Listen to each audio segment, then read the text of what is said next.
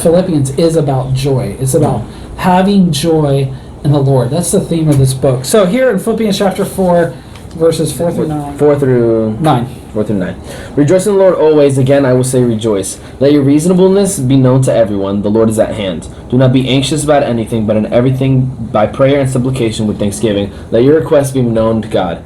And the peace of God, which surpasses all understanding, will guard your hearts and your minds in Christ Jesus. Finally, brothers, whatever is true, whatever is honorable, whatever is just, whatever is pure, whatever is lovely, whatever is commendable, if there is any excellence, if there is anything worthy of praise, think of these things.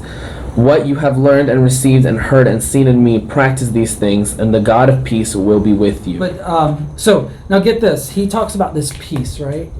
You know, get this. Peace is a companion of thankfulness or thanksgiving.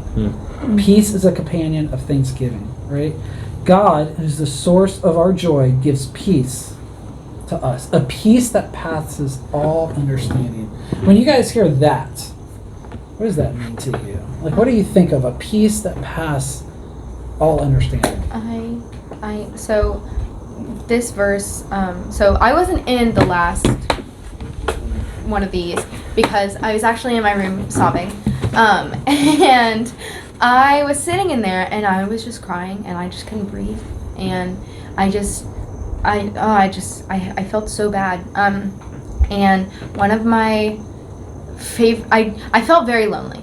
And one of my favorite Christian creators in the world is Jess Conte. And I just wanted to scroll through her page just to see how her life was because it looked so much better than mine at the moment. And I scrolled through it and I found the verse Philippians 4:6, which I was like, how could I forget about this? You know, this is supposed to be my favorite verse, you know. And it says, don't worry about anything, instead pray about everything. And then the verse after that talks about how you will receive peace from God. And so I was like, I need peace right now. And so I crawled out of my bed and I got on my knees and I started praying in my room. And, you know, within just a couple of minutes of just talking to God, I'd stopped crying. And then I just sat down and I just started reading His Word. And, you know, eventually I was able to come out here and watch them finish the Bible study because, you know, God had given me enough peace to be able to function. And sometimes that's all we need. So. Good. Do you ladies? Peace that passes understanding? Anything you want to say or speak on that? Kind of. Sorry, the armrest is hurting my arm. Kind of similar to the story that she was talking about.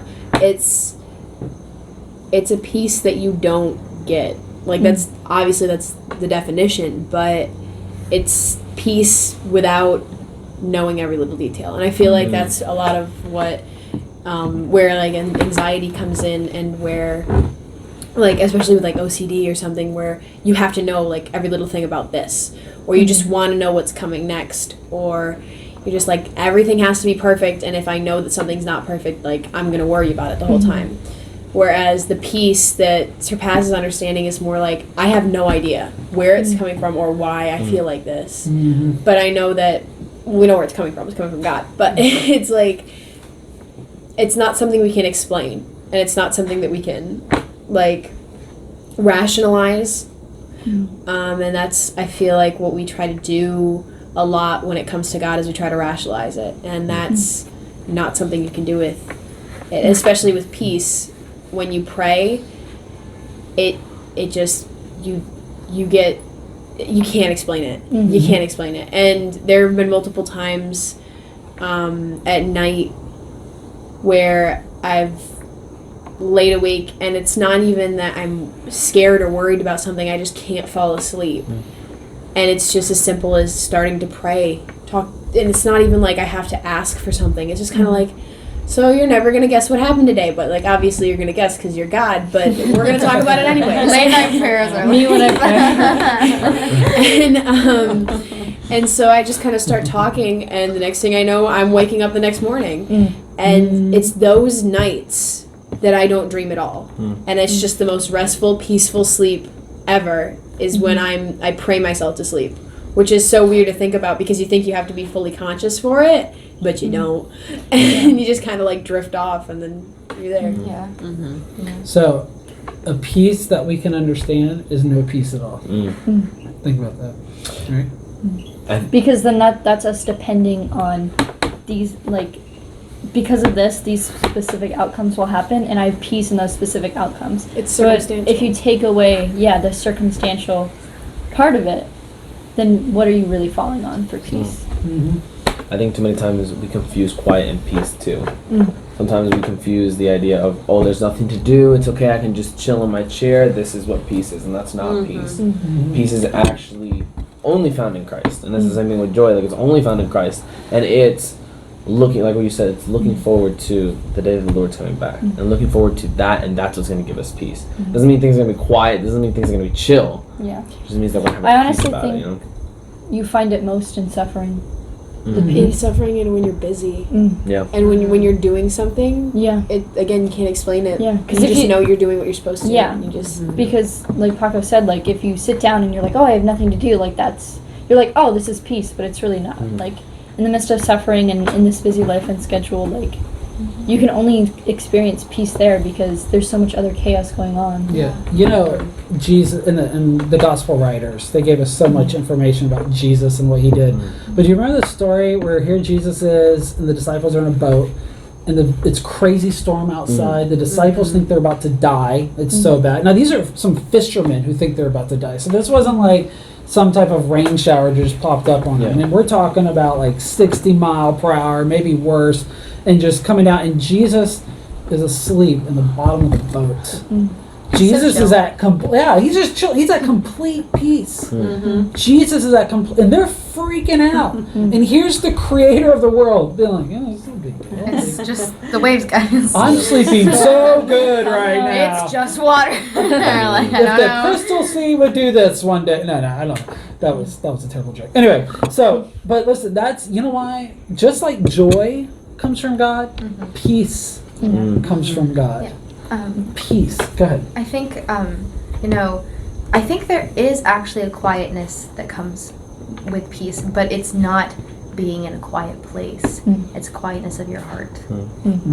Because when we are going throughout the day and we're not focusing on Jesus, we're focused on so many other things. It's like, okay, I have this then, and this then, and I have to have all these things done before I go to that, but I have to do this before that, and your focus is just on so many other things. But when you're praying, your focus is on God. And that's just one complete, it's not like something, because like you could be doing math, but it's like, oh, this isn't complete, so it's, I can't focus. But like when you're focusing on Jesus, he is complete. And so you can just totally focus on that. And so there is just a stillness and a quietness that comes from him. And that just, I think, for me, that's what brings peace. Well, he says this, right? I'm going to read what yours says. He says, and the peace of God which surpasses all understanding will guard your hearts and minds in Christ Jesus. I want you to think about it. Will guard your hearts and mind in Christ Jesus. Do you know that there's a battle as believers? Now, if you're not a believer, there's a battle for your soul. If you're watching this and you don't know Jesus, there's a battle for your soul, and Jesus won it on the cross of Calvary for you, right? He's already won it for you, but Satan wants it, and he's going to do everything to keep you from it. So he's going to make you doubt God. He's going to make you question God. He's going to look at this and go, these people are crazy. They're talking about this. But listen, for believers, there's a battle for your heart and your mind. And if Satan can get your heart and get your mind, he makes you ineffective as a believer. Remember, we started this whole thing off, rejoice in the Lord. Why? So that people can see your gentleness. So that people can see God working in your life, right? So Satan wants anything to do but to get your mind and to get your heart. And when we don't come to God with prayer and everything, dependence on him with a thankful heart, right? We're allowing Satan to give us that anxiety, to give us that fear, to give us that depression. We allow him to have that, and that in itself starts to destroy us from the inside out. But God is willing and able to guard it. That word protect is like a soldier in battle. And God is in battle for you, ready to protect you.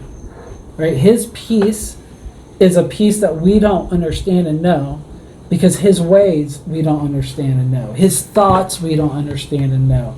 Right? And we can trust God in every situation. And that peace will come But you have to know that Satan wants anything. He wants anything or everything he wants to do is he wants to take your heart and he wants to take your mind and he wants it to be his and he wants to destroy it. Because he can't have your soul if you're a believer. He can't. Anyway. Hey guys, thank you so much for joining us with our Bible study here at night at Michelle's house. Had a good time. Listen and just check back next week as we'll have the next segment. All right. Thank you very much.